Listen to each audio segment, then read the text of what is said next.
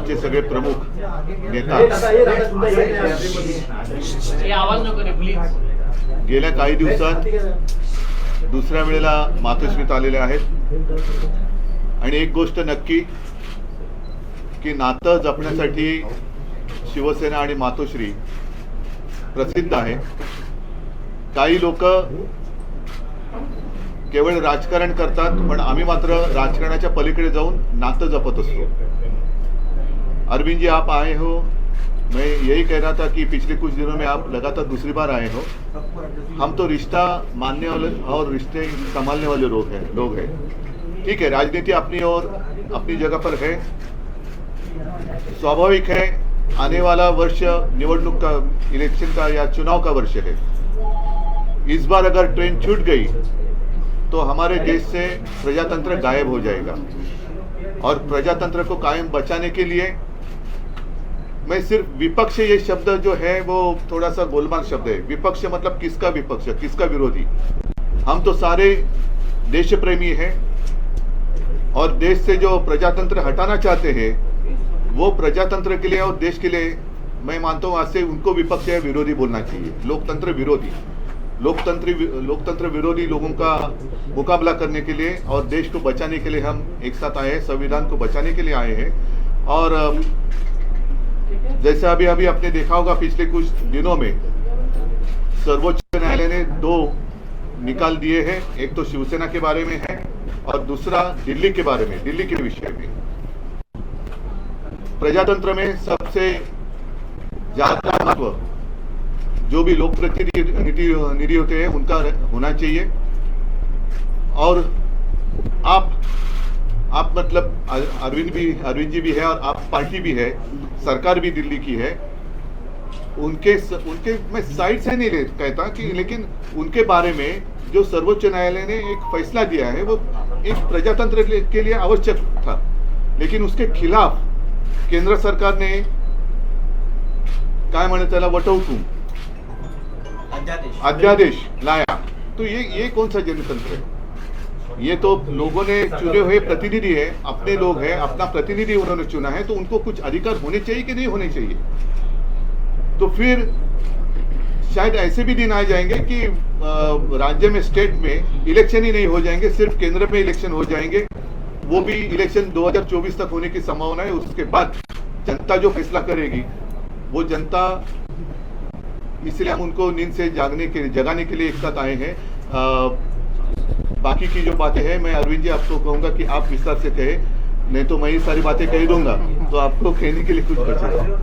सबसे पहले मैं आप सब लोगों को शुक्रिया अदा करता हूँ आज यहाँ आने के लिए. मैं उद्धव जी का, उनके पूरे परिवार का और उनकी पार्टी का अपनी तरफ से, अपनी पार्टी की तरफ से और हमारी पूरी टीम की तरफ से, हम जो लोग आए हैं सबकी तरफ से तहे दिल से शुक्रिया अदा करता हूँ. इतना उन्होंने अब हमें अपने परिवार का हिस्सा बना लिया है. तो जैसा उन्होंने कहा, मैं भी उन्हें कहना चाहता हूँ कि हम भी रिश्ता निभाने वालों में हैं. आपके साथ रिश्ता बनाया है तो पूरी ज़िंदगी आपके साथ रिश्ता निभाएंगे, दोस्ती का रिश्ता. Thank you so much for receiving us so warmly. जैसा आप सब लोग जानते हैं कि दिल्ली के लोगों ने बहुत लंबी लड़ाई लड़ी अपने अधिकारों के लिए. जैसे ही दिल्ली में हमारी सरकार बनी 2015 में, हमारी सरकार बनते ही मोदी सरकार ने हमारी सारी शक्तियां छीन ली एक छोटा सा नोटिफिकेशन पारित करके. फरवरी 2015 में सरकार बनी और मई के अंदर 3 महीने में नोटिफिकेशन जारी करके हमारी सारी शक्तियां छीन ली.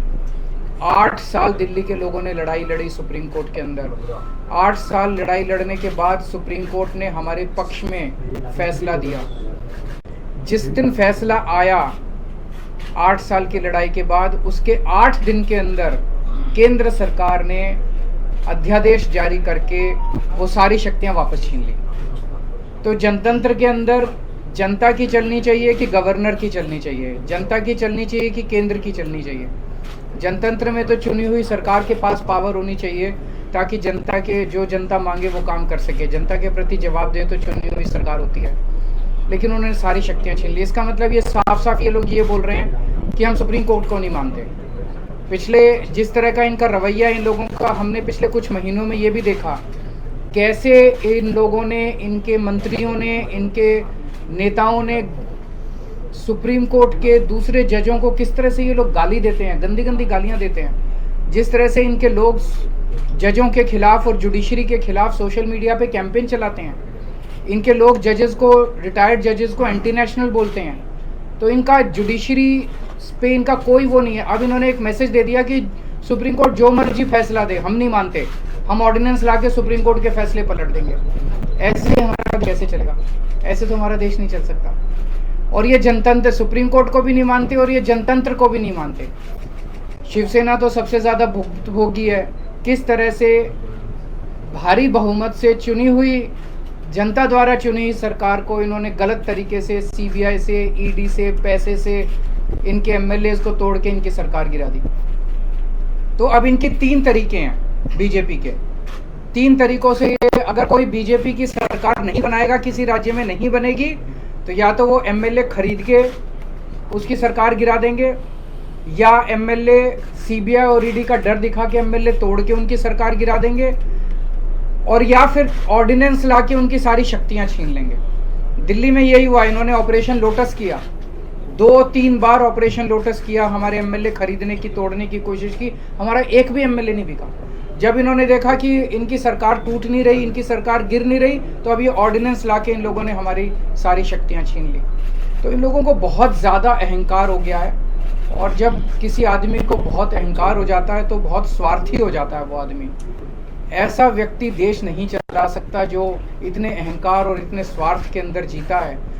वो फिर देश के बारे में नहीं सोचता। वो केवल, ये ऑर्डिनेंस क्या है? ये ऑर्डिनेंस ये है कि सुप्रीम कोर्ट की हिम्मत कैसे हो गई हमारे खिलाफ आदेश देने की, हम देखते हैं। तो ये अहंकार का नतीजा है। अहंकार के अंदर जब आदमी आ जाता है तो फिर कुछ नहीं बचता है।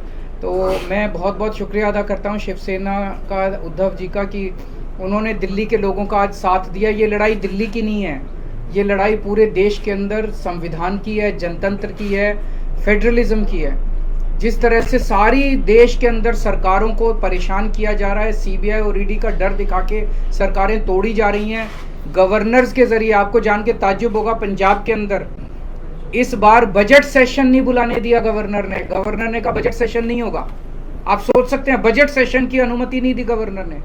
इनको सुप्रीम कोर्ट जाना पड़ा, सुप्रीम कोर्ट से आदेश लेके आए कि बजट सेशन होगा, तब बजट सेशन हुआ। तो ये तो जनतंत्र ही नहीं बचेगा। फिर चुनाव क्यों कराते हो? फिर तो एक प्रधानमंत्री और 31 गवर्नर बैठ के अपना देश चला लें। फिर कोई मुख्यमंत्री की जरूरत नहीं, कोई कैबिनेट की जरूरत नहीं, कोई काउंसिल ऑफ मिनिस्टर्स की जरूरत नहीं। इसको हम सबको मिलकर लड़ना होगा। ये केवल दिल्ली की लड़ाई नहीं है। और शिवसेना ने हमें प्रॉमिस किया है कि जब ये संसद में बिल आएगा तो संसद में इसके खिलाफ दिल्ली वालों का समर्थन करेंगे।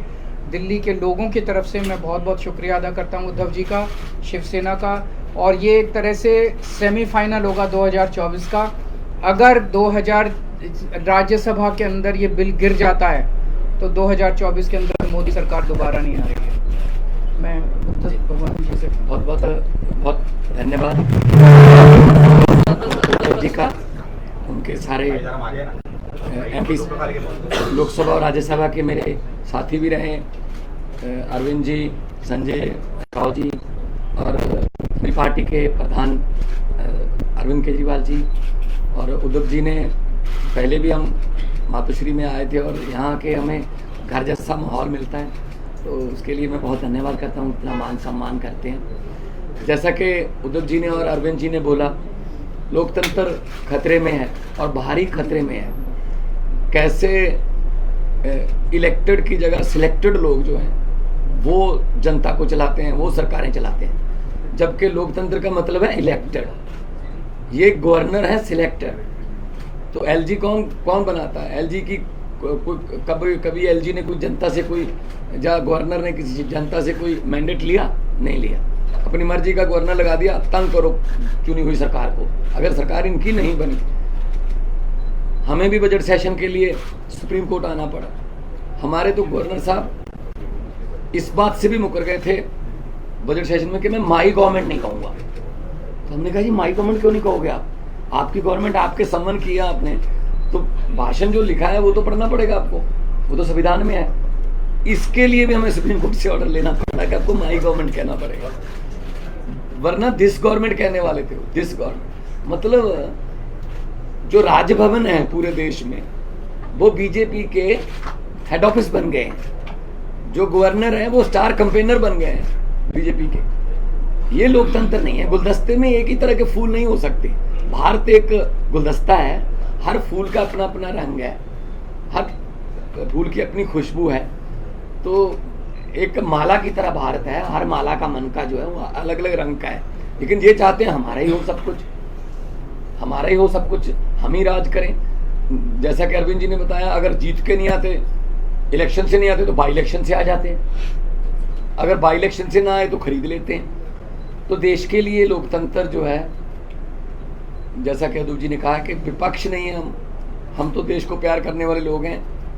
असल में असली जो विरोधी हैं देश के वो हैं जो देश को चला रहे हैं, जो लोकतंत्र की हत्या कर रहे हैं, जो हर रोज धज्जियां उड़ा रहे हैं लोकतंत्र की। तो दिल्ली की, उसके बाद आपको सुन के ताजुब होगा, 2015 में शक्तियां छीन ली, तब 67 सीट आई थी 70 में से। शक्तियां ना होने के बावजूद भी अरविंद जी ने काम किए अपने दृढ़ इरादों से, क्योंकि उड़ान जो है वो हौसलों से होती है, वो पंखों से नहीं होती। तो शक्तियां छीनने के बाद भी काम किए। 2020 में दोबारा शक्ति दी लोगों ने, 63 सीट्स। अब इनको यही दिक्कत है कि हम लोग अब एमसीडी भी हार गए। अब इनको ये लगता है कि हम धीरे धीरे देश में हारना शुरू कर चुके हैं। तो अभी देश को बचाना है, अगर सभी को इकट्ठे होना पड़ेगा। हाँ, कुछ विचारक मतभेद होंगे कई पार्टियों के देश में, लेकिन देश बचाने के लिए हमें इकट्ठा होना पड़ेगा। अगर देश ही ना बचा तो फिर पार्टियां क्या करेंगी? पार्टियों का प्रधान बन के, मुख्यमंत्री बन के क्या करोगे जब देश ही ना रहा? 24 में अगर ये आ गए, ये संविधान बदल देंगे। और ये जिस तरीके से चल रहे हैं प्रधानमंत्री जी, बिल्कुल आने वाले दिनों में नरेंद्र पुतिन बनने वाले हैं ये। हाँ, ये इलेक्शन ही कराएंगे, ये कहेंगे 35 साल की मैं ही हूँ, बस 40 साल की लिए मैं ही हूँ। तो ये उन राहों पर चल रहे हैं। तो ये बहुत खतरनाक है। देश का लोकतंत्र जो है, देश के शहीदों ने अपना खून का कतरा कतरा, हमारे पुरखों ने कतरा कतरा खून का बहा के ये देश हमको लेके दिया था। ये किसी के बाप की जागीर नहीं है कि ये देश के मालिक बन के बैठ गए।